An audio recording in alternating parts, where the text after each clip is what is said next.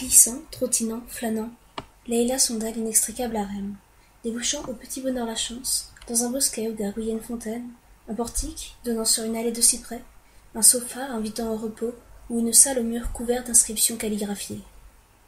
Pour admirer les caractères somptueux d'une sourate, la fillette s'adossa à une paroi qui craqua très fort, la faisant sursauter. Elle regarda de plus près et découvrit une vieille porte toute petite, presque invisible, se détachant à peine sur la paroi. Leïla passa la main sur le vieux bois, qui soupira.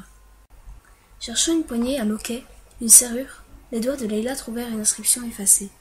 « Samar » déchiffra-t-elle. « Parler dans la nuit. » Elle frissonna. Scheherazade lui avait appris que parler doucement dans la nuit avec quelqu'un peut ouvrir le cœur à d'infinies émotions.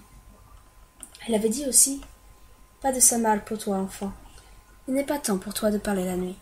Tes nuits, tu dois les passer à rêver. » Samar, répéta-t-elle, et lorsqu'elle l'eut dit une troisième fois, la porte s'ouvrit en ronchonnant.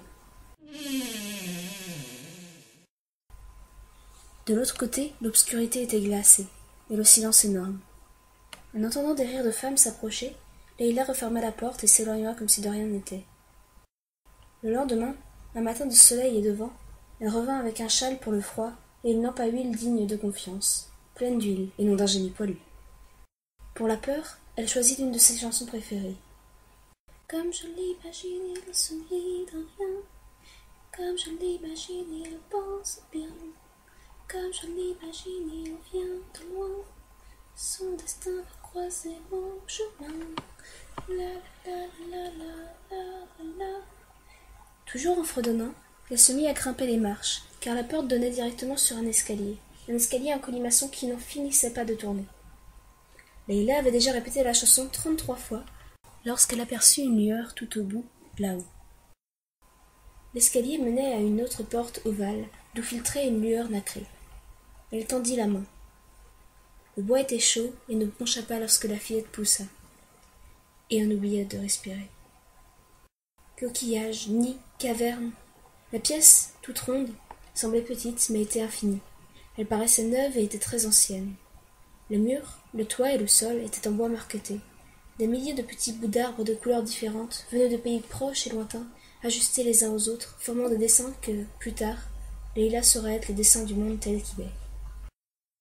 Les murs étaient couverts de livres et de parchemins, de croquis et de pinceaux, d'encre, de mappemondes, d'astrolabes et d'instruments étranges qu'elle reconnut immédiatement.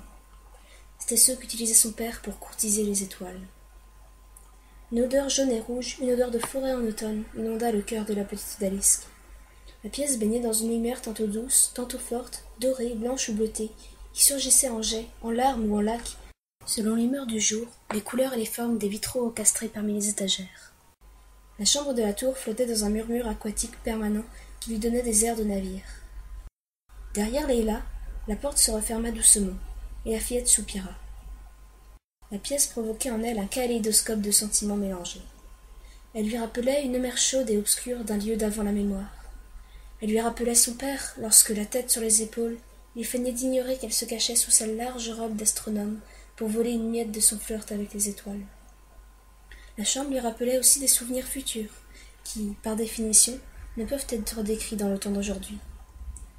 La petite Odalisque se dirigea vers la plus grande des fenêtres, couronnée de lierre et de fleurs, où nichaient de minuscules oiseaux. La fenêtre s'ouvrit, et Leïla vit. Elle vit que le harem était un labyrinthe de jardins, de sources, d'arbres, d'oiseaux et de femmes, lotis dans les murs du palais, que le palais était protégé par les murailles de la ville, dont les coupoles scintillaient au soleil et où chantaient 1000 minarets, que la ville se trouvait dans un pays bleu de montagnes et de lacs, et que, partout, murmurait le désert, l'ondoyant, l'absolu, l'énigmatique désert. Enfin, là-bas, dans le grand lointain, Leïla aperçut la mer verte, parsemée de petits points dorés qui sont les chatouilles que fait le soleil lorsqu'il joue avec elle. Par l'ogive de la fenêtre de la tour, Leïla découvrit le monde et, surprise, s'endormit au son fluide de la lumière du couchant.